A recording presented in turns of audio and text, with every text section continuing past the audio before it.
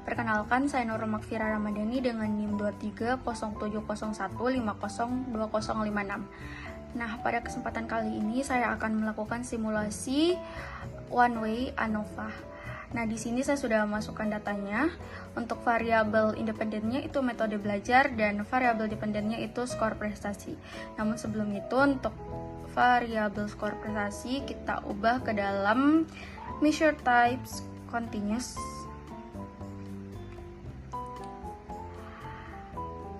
Nah, kemudian untuk hipotesis yang disusun itu H0 sama dengan tidak terdapat perbedaan rata-rata skor prestasi antar belajar, dan HA itu terdapat setidaknya satu metode belajar yang memiliki rata-rata skor prestasi yang berbeda secara signifikan.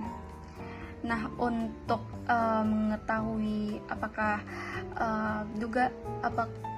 hipotesisnya benar, selanjutnya kita akan melakukan analisisnya.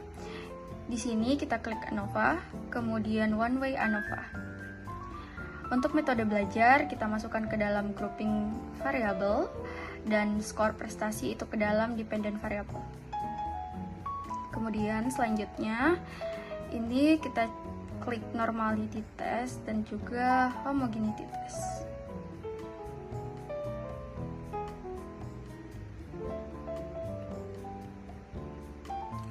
Kemudian di sini post hoc testnya juga diklik duplicate. Nah,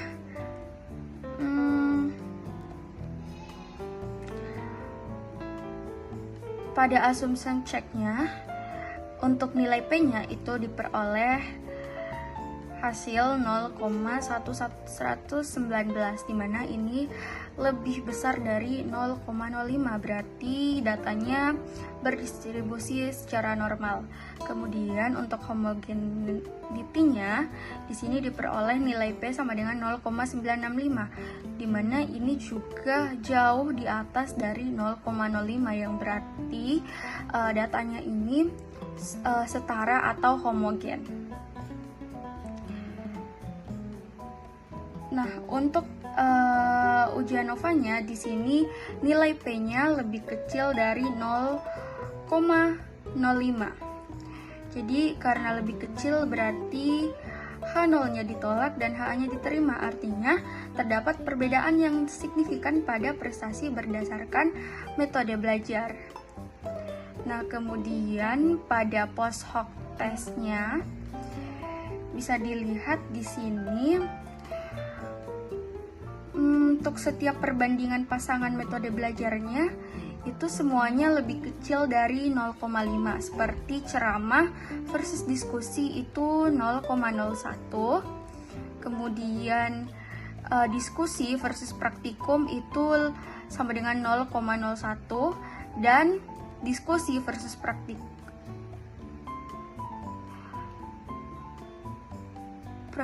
itu sama dengan 0,01, dimana ini semuanya berarti lebih kecil dari 0,05.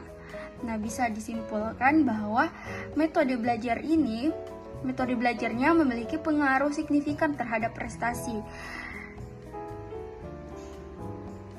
Berdasarkan data rata-rata, metode praktikum memberikan hasil yang paling unggul dibandingkan diskusi dan ceramah. Mungkin itu saja yang bisa saya paparkan untuk analisis one way. Sekian dan terima kasih.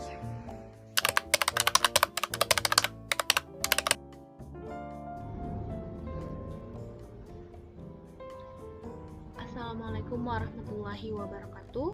Saya Luciana Savitri dengan NIM 230701502120. Pada kesempatan ini saya akan menjelaskan analisis two-way ANOVA menggunakan aplikasi Jamovi.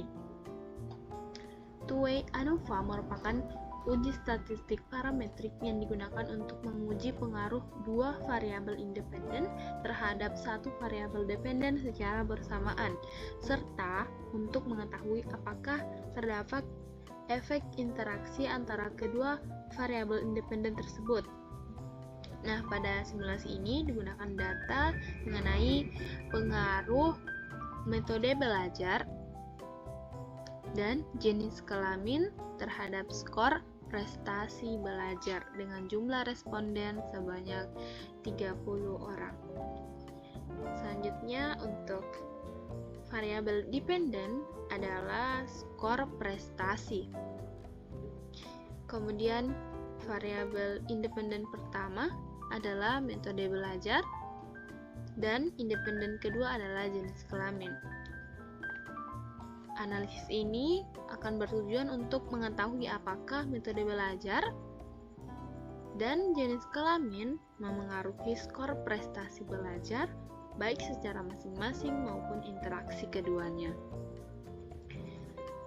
Selanjutnya, hipotesis yang akan kita gunakan adalah untuk metode belajar H0 tidak terdapat pengaruh metode belajar terhadap skor prestasi.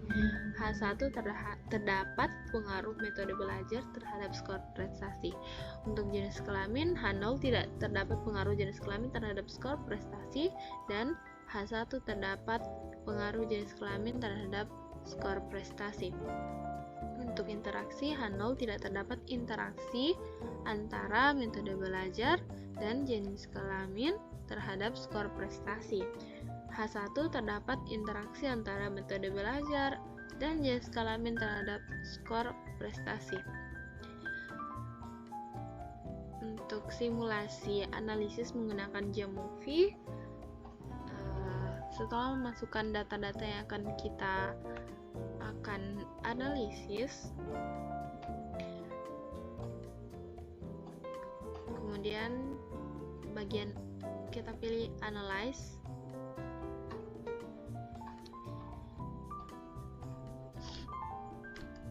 Sebelum itu pastikan bahwa variabel skor prestasi variabel skor prestasi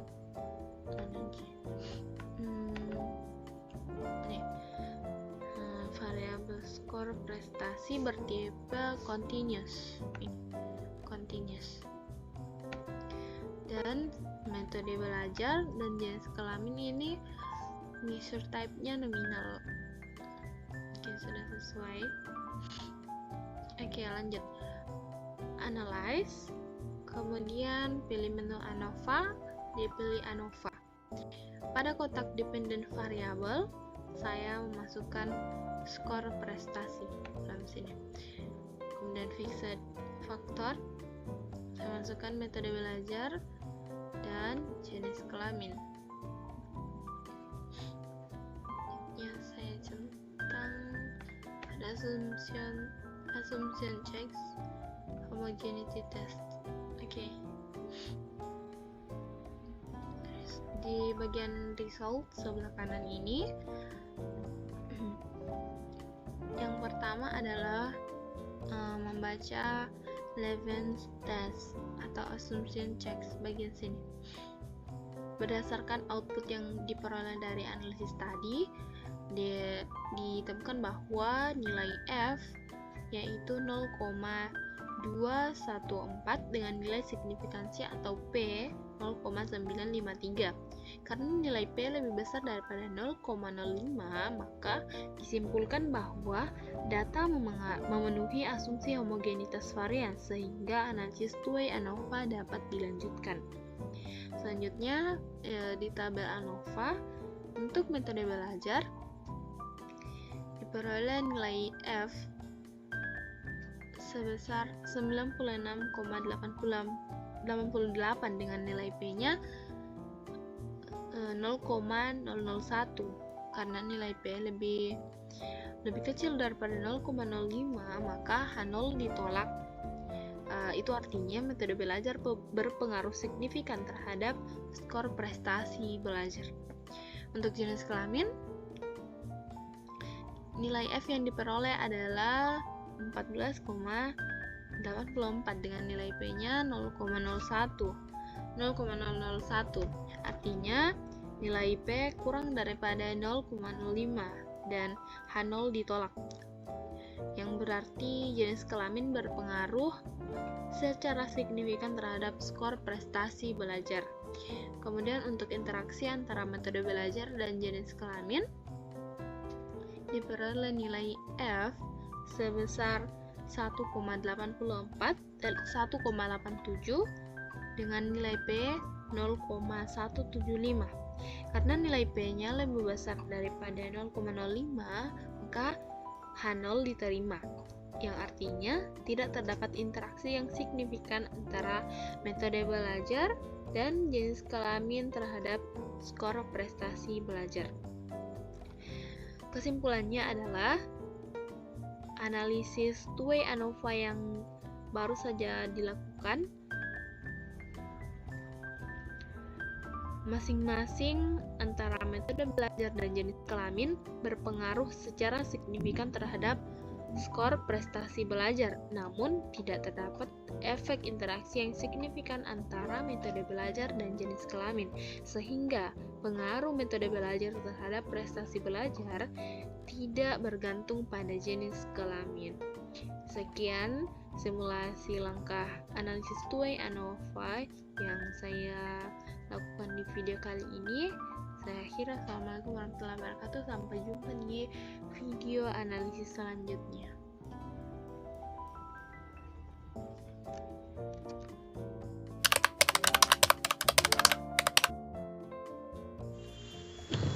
Baik, Assalamualaikum warahmatullahi wabarakatuh. Perkenalkan, nama saya Waladi Sobri dengan NIM 2507015015064. Saya berasal dari kelas B, mata kuliah statistika lanjut semester antara.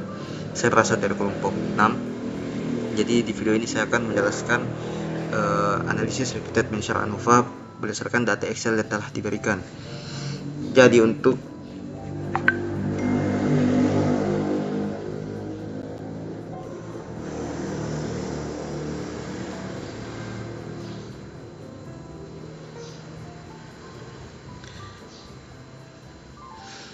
Jadi kita akan melakukan identifikasi variabel terlebih dahulu. Yang pertama itu variabel independen, yang dimana merupakan waktu pengukuran, seperti T1 sama dengan sebelum ujian, T2 saat ujian, dan T3 setelah ujian. Lalu ada variabel dependen ataupun tingkat stres mahasiswa. Hipotesisnya yaitu H0 tidak terdapat perbedaan rata-rata tingkat stres mahasiswa pada ketiga waktu pengukuran. Lalu H1 terdapat perbedaan rata-rata tingkat stres mahasiswa pada minimal satu waktu pengukuran. Baik, langkah pertama kita klik analyze, lalu ANOVA, lalu repeated measure ANOVA. Di sini kita ubah dulu ekvivatornya menjadi waktu, dan level satunya adalah T1, T2, T3.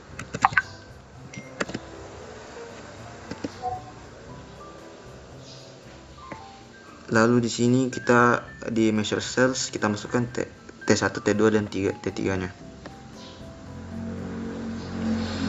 Lalu di bagian effect size kita centang bagian partikel N2.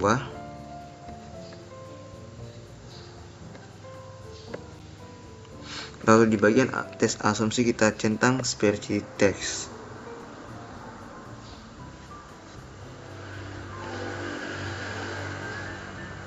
Lalu di bagian post hoc test kita masukkan waktu.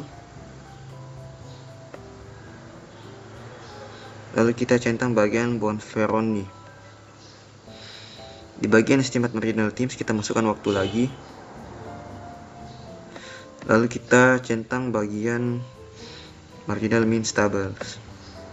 Selanjutnya kita akan membuat median standar deviasinya. Karena di versi 2.7 sudah tidak terdapat deskriptif statistik di bagian repeated measure ANOVA, jadi kita akan membuatnya di exploration, deskriptif. Di bagian variabel kita masukkan T1, T2, dan T3-nya.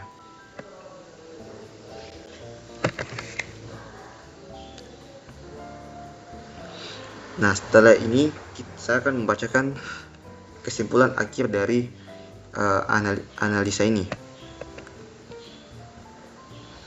Yang dimana berdasarkan hasil repeated measure ANOVA diperoleh nilai F sama dengan 197 dengan P di bawah 0,001 sehingga H0 ditolak dan H1 diterima.